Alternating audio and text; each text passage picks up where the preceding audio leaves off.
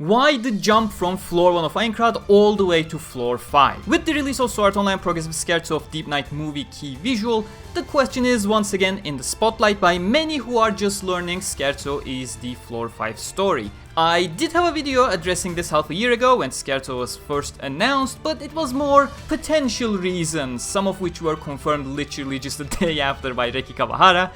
Given things are more concrete now, I figured I'd dig into the topic once again regarding why the jump is happening and what's happening to the other floors in between. And of course, this video is brought to you by my Amazon and Book Depository affiliate links to the Progressive Light Novels, just in case if you want to read them yourselves to get ahead of the movies, links in the description down below. To answer that question, first, we need to talk about the structure of Progressive. Progressive indeed is a floor-by-floor narrative for Aincrad, all written chronologically without any time jumps. Each story consists of a single floor. Aria of a Starless Night is floor 1, Scherzo of Deep Night is floor 5, floor 2 is Rondo of a Fragile Blade, floor 3 is Concerto of Black and White, etc, etc, currently written up to the end of Rhapsody of the Crimson Heat, that is floor 7. While the individual floor stories are relatively self-contained, as it's a continuous story, there are a lot of overarching plot threads and narratives that carry on throughout the floors. While most of these threads are relatively weak ties,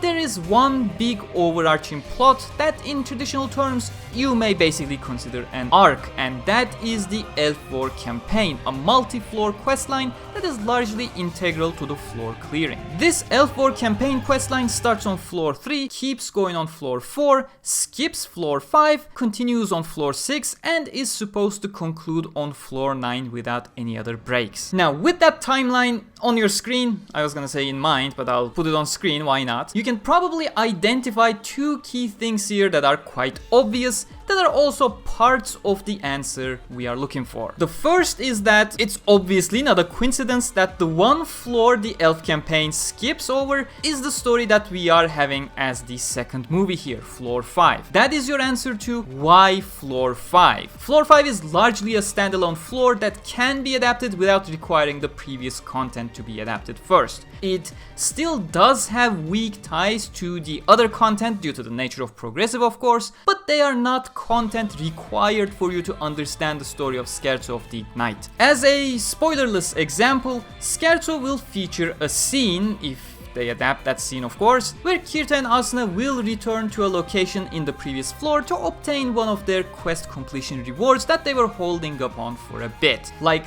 they'll literally mention, hey, we completed this step of the Elf War, but didn't grab our rewards yet. We should go back and grab them. Now, does it matter at all for you to understand the context to know what they did back there in the previous floor? No, they already told you. They cleared the quest, games have quests, you get the full context already. Now, does that make you curious as to what they did there? Sure, and you'll certainly smile when we get Barcarolle of Froth adapted, and you'll get to experience what's being referenced there. The same way you'll smile when you realize what Poe said in War of Underworld was exactly the one in black. The one I first tried to kill on the 5th floor of Aincrad and never could. He's the only one I really want. In fact, I'm sure a lot of you already remember that reference and can't wait for Scherzo solely because of it. And do keep that retroactive reference in mind now. One of the counterpoints that you will hear is that some characters that will appear in Scherzo haven't even been introduced yet due to the skip to floor 5. True,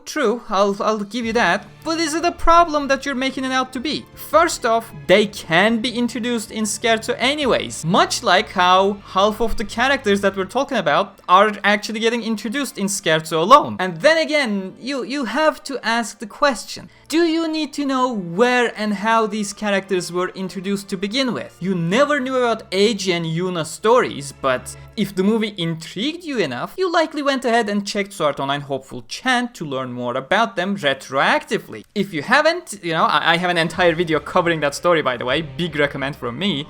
But the reality I'm trying to get to here is, most people overvalue the impact a side character introduction has. Now, don't get me wrong, introductions are important. I'm not saying they are throwaway stuff. They are not. I criticized Alicization Anime for skipping the entire chapter that introduced Charlotte the Spider in a massive mystery. but I didn't criticize the act of skipping Zakaria for never introducing Charlotte. I criticized Zakaria because that was an entire chapter of content that gave additional depth to the world and characters, including Charlotte herself, she's included there of course, that people will never get to experience now in anime form. That is not the case with the Progressive Movies. I'll throw a random name out there without spoilers. You will encounter a character called Neza in the Scherzo movie. He's a character that was deeply involved in the Floor 2 story, Rondo of a Fragile Blade. Am I mad that we're not getting him introduced before the Scherzo movie? No, because while Rondo adds a lot of depth to these characters and the world much like the Zakaria chapter, it is not in a position where I can say, well, the content has been officially lost to time as we'll never get an adaptation of it. And I'll give you a secret here. The linearity of an introduction doesn't matter in the grand scheme of things. It's simply a trade-off of when you'll have your impact that you will need to adjust to, but it's just that, a trade-off. You'll either go, wow, he's back in the Scherzo movie if you learned about him before, or if you haven't, you'll just go, oh, so that's how he got involved with them. What a great backstory.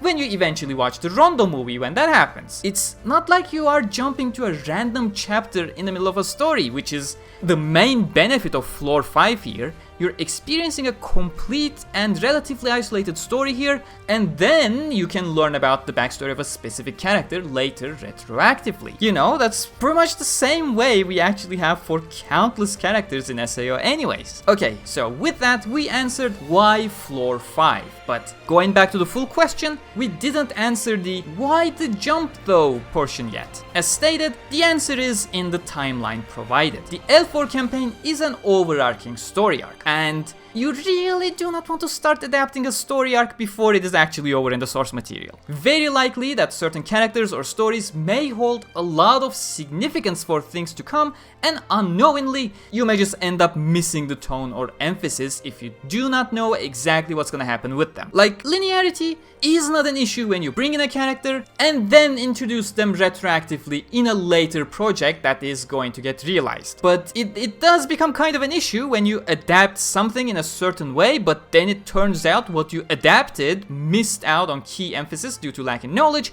as you didn't know what became of that thing later down the line. Maybe, you know, you didn't even know it was supposed to be an important detail to begin with, as it didn't look like one in the early content. And now what's out there is out there, it is fixed, it cannot be changed, it will remain a mistake. So yeah, the reason for skipping over Floor 3 and 4 is basically because their overarching story is yet to be complete. They got more movie plans according to some of our trustworthy insiders, and they will go back to covering earlier floors afterwards. With that, some of you may be looking at the timeline on your screen and thinking, well, what about Floor 2, Rondo of a Fragile Blade? You said L4 starts on Floor 3. Good catch there. I talked about it on the topic of Neza as well after all. I wasn't particularly trying to hide it because it didn't fit those core arguments above. I mean, I wouldn't have even brought it up here if I was trying to hide it. Now, all the stuff I mentioned above are clear-cut decisions that have also been confirmed by Reki as being the main reasons for the skip. I basically just expanded upon it to provide you the context. Floor 2, however, is a bit of an enigma. Well, not really a mystery per se, but it's not something I will be talking about based on official confirmation. First off, I'll show you this. It's basically what I was saying since the Scherzo reveal half a year ago. I recently reshared it due to the questions rising up again on my Discord and Twitter. Both links are gonna be in the description if you want to just follow there. But in my eyes, Rondo has two issues to overcome. The first one is, it is quite the streamlined story. It is not shorter than other stories in terms of page count, but the nature of the story is so simple that you can reasonably adapt it in an hour alone without having to cut anything. So, while I am not particularly worried about Rondo never getting a movie, I do see that as an issue that they need to somehow overcome. Same as crunching content into a shorter than required time span being bad, stretching content to a length it doesn't need is not particularly good either. But again, I see that as a solvable problem despite the fact that Rondo does not have much wiggle room, like Aria having an entire 3 weeks to play with before it even began. I do believe the real consideration that went into skipping Rondo is the fact that Rondo is the foundation of Progressive. Those of you who don't know the history behind Progressive may find that statement a bit weird, so let me give you a brief overview. Aria of a Starless Night was written as a standalone story roughly a decade ago when the original anime requested an early story to cement SAO's tone before moving to later floors. The story, of course, had 80% of its story cut out because Reki simply wrote too much for a 20-minute episode, and at the end of the story, Kirito and Asuna went their separate ways. Aria was never written with a project like Progressive in mind. It was a single one-and-done story. However, when the idea of Progressive got real in Reki's head, he basically had Kirito and Asuna awkwardly come across each other just 3 days after breaking up and then team up for the floors to come. A kind of a sloppy fixed job to tie the story together that the movie basically remedied by simply not making them split up in the final scene. However, since Rondo was actually written with that larger project in mind, it basically has all these hints and connections and narrative build-ups integrated into the entire story for basically everything else that is to come in later floors, naturally including stuff that will be covered in Scherzo as well. But as I mentioned, these are weak ties, a lot of references or just groundwork for things to come. And while one or two of these ties to the Scherzo movie being temporarily lost is not a big issue, a dozen or so weak ties maintaining their linearity in storytelling, that is a bit more important, as you can imagine. Once or twice you can easily pass it off as, references to look forward to in retroactive material. 9 or 10 different things not maintaining their chronological presentation, now that does give you a shaky groundwork to work with. So, from my perspective, if they don't plan on skipping Rondo, which I don't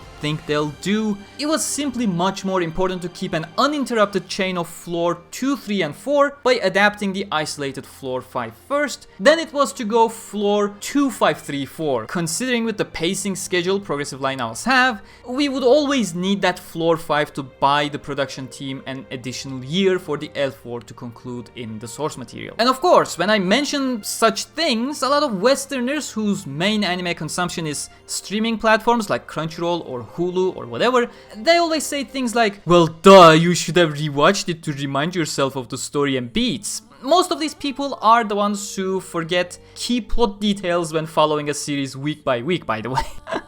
And naturally, they are completely oblivious to the nature of anime in Japan. Blu-rays are collector's items. They are expensive as fuck. They do not live and breathe anime like the totally otaku person you are. And especially the main reason to make movies is that you reach a much wider audience. Because unlike your life that depends on anime being injected to your blood every hour, their life is quite varied in comparison. People simply go to the cinemas, check what's running and decide between the available offerings. Of course, a lot of people are dedicated, but a lot of people are not. And when you create content for the masses, your consideration also has to be for the masses. And no, the Westerner anime enjoyer, it's not a part of their consideration at all. And that is exactly why you would want to prioritize certain things. It simply is more important to keep 2, 3, 4 in that sequence than it is to break up 2 and 3 by shoving 5 between them. That's it really, subscribe and hit the bell icon for extensive SAO news coverage from Anime Japan, and you will also want to follow me on Twitter at Gamerturk95, since that's where I immediately post news before making videos. Anime Japan news on Sunday, trailer explained on Monday, and SAO Wikia podcast on Scherzo movie the next week is the current plan. I'll see you all then, stay cool.